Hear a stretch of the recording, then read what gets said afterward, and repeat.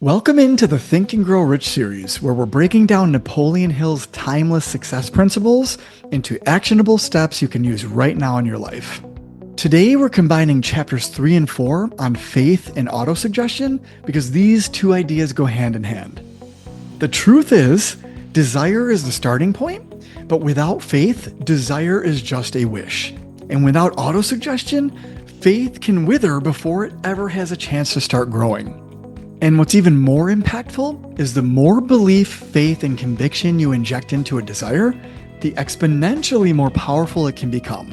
As in the case of Charles M. Schwab, which we'll be talking about in just 1 minute, where he believed so deeply in his vision for the U.S. Steel Corporation that he convinced some of the richest, most powerful men in America to stand behind him after one powerful speech over dinner. And that one conversation turned into the biggest business deal of its time, worth billions of dollars in today's money. Proof that one idea mixed with enough belief, faith, and conviction can be priceless. So if you're ready to stop hoping and you're ready to start building unshakable belief in your goals, dreams, and desires, make sure you hit that like button and let's jump right in. Faith is the invisible bridge between desire and reality. Hill says faith is the head chemist of the mind. When faith is blended with thought, the subconscious mind instantly picks up the vibration, translates it into its spiritual equivalent, and directly transmits it to infinite intelligence. Faith is not blind luck or wishful thinking. It's a state of mind you create by choice. It's the bridge that connects your desire to the results that you want. Faith is very similar to a GPS navigation. If you program your destination, your car doesn't ask, "Are we sure we can get there?" It just starts calculating the route. Faith works in exactly the same way. It locks in the end goal, your destination, and keeps recalculating until you arrive. The first example I want to highlight from the book today is Thomas Edison's unshakable faith in the light bulb. As you may know, Thomas Edison famously failed over 10,000 times before inventing the light bulb. When a reporter asked how it felt to fail so many times, he replied, "I didn't fail 10,000 times. I just found 10,000 ways that won't work." That is true faith at its core. A mental state where failure is not an option. It's just feedback, and persistence is the only option. So the next time you face a setback, just ask yourself, is this the end or just a way that didn't work yet? Then pivot, try a different angle, and keep going. Because with enough faith and persistence, anything is possible. The second example is one of the most impactful examples from chapter 3 of the book, and it's how the U.S. Steel Corporation was formed. As I hinted earlier, at a dinner meeting with a group of industrialists, Charles M. Schwab painted a vivid, passionate picture of a steel empire unlike anything the world had ever seen. His words were so full of belief, enthusiasm, and certainty that Andrew Carnegie, already one of the richest men alive, decided to back him. That conversation alone led to the creation of the U.S. Steel Corporation and the largest business deal in history at that time, worth over $600 million.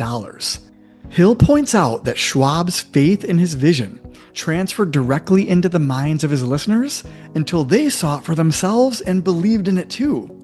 The lesson here is faith is contagious. When you truly believe in what you're doing, you don't have to convince people. Your conviction convinces them for you. So how do we actually build faith, belief, and conviction? We tap into the power of autosuggestion.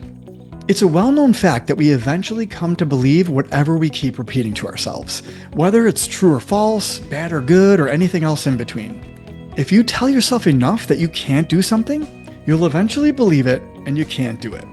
And you'll find yourself proving that over and over. But the same is true on the other side. If you keep telling yourself that you can and will achieve something, and with enough emotion, your mind will just as readily accept that as fact and begin aligning everything you do toward making it happen. Napoleon Hill makes this clear. Through the principle of autosuggestion, any desire that is persistently held in the mind will eventually seek expression through practical means for its attainment. You see, your subconscious mind is like fertile soil. It doesn't care about what seeds you're planting in it, It simply grows whatever is being planted, good or bad. Autosuggestion is the act of planting the right seeds deliberately and on purpose. And here's the key: those seeds grow best when they're charged with positive emotion. Simply saying, "I'm going to be successful," in a flat, monotone voice won't do a whole lot. But when you actually use your limitless faculty, your imagination, properly, and visualize your success, and you speak it with feeling, you're impressing your subconscious mind with an image it simply can't ignore. Hill explains that your subconscious will act upon any thought that is repeatedly fed to it, and it will act on it with the same energy as if it were already reality. That's why this principle is so powerful. It's not magic. It's mental rehearsal and conditioning. Think about professional athletes before a big game, right?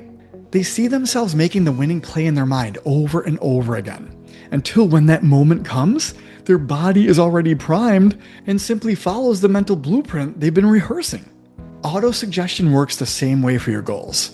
You're rehearsing your future in your mind so vividly and so often that when the opportunities appear, you're already mentally prepared to see them and seize them. Hill warns us that if you don't intentionally program your mind with what you want, it will be programmed by default with whatever the world throws at you: fear, doubt, limitation. That's why you should never watch the news. It's meant to keep you on high alert and in a fear-based survival type mindset that will only ever keep you stuck. Your mind will feed upon the thoughts which dominate it by the law of autosuggestion. Any thought you deliberately plant in your subconscious mind and nourish with emotion will eventually become a real physical thing in your life. So the question I have for you is, are you feeding your mind deliberately, or are you letting it be fed by accident? Your subconscious doesn't care whether something is true or false or good or bad. It believes whatever you tell it repeatedly and with enough emotion. Literally, whatever the mind can conceive and believe, it can achieve. Think about a song you've had stuck in your head. You didn't try to memorize it, right? Repetition did all the work. Autosuggestion works the exact same way, but instead of random lyrics that won't really do a whole lot for you, you're looping your future reality instead. This principle is exactly why I put together my new Limitless Affirmation series. It's designed to help you inundate your mind and thoughts on a daily basis with super empowering thoughts that will keep you aligned with your goals, dreams, and desires like never before. I've been doing this work for the better part of a decade, and most people default back to their old limiting beliefs after just a few days of trying this. But by incorporating a 5 to 10 minute daily routine, something super easy, of listening to empowering thoughts and affirmations, after only a week or two, your mind will begin to accept those new thoughts as new beliefs. If you want to leverage the full Limitless Affirmation series to your unfair advantage, be sure to check out the link to that full series in the description below. So if you're looking to supercharge your results, we can actually combine faith and autosuggestion so that they work together. Because faith without repetition is super fragile. It dies almost immediately in the face of doubt. And autosuggestion without faith is hollow. It's just empty, meaningless words. But when you use autosuggestion to fuel your faith daily, your mind starts to become unshakable. Hill says your belief or disbelief in yourself is determined by your most dominating thoughts. So the main idea of this video is to start dominating your thoughts with the right ones. Every major success, from Edison to Charles Schwab, followed the same formula. They started with a burning desire, built unshakable faith in it, reinforced that desired outcome daily through autosuggestion, and they backed it with persistent action. That's it. It's a really simple formula, but hardly anyone follows it properly. If you're missing even just one ingredient, faith or repetition, it's not going to happen. Remember, your mind will believe anything you tell it long enough. So tell it something that will serve you in the future, something worth believing. So I want to wrap this video up by asking you a simple question. What's the main goal or desire you have that you're ready to pour gasoline on and believe in until it happens? If you're up for it, drop that in the comments below. I'd love to see it. But more importantly, declare it to yourself that you're going to achieve it.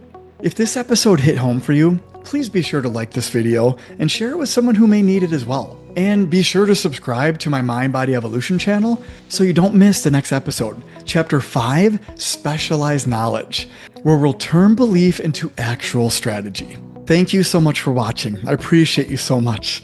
I hope you have an amazing day, and I really hope you apply what you learned in today's video. It's very, very powerful. Now go out there and feed your faith deliberately every single day. I'm going to leave you with one very powerful quote. You must stand as guard at the door of your own mind and choose to be positive.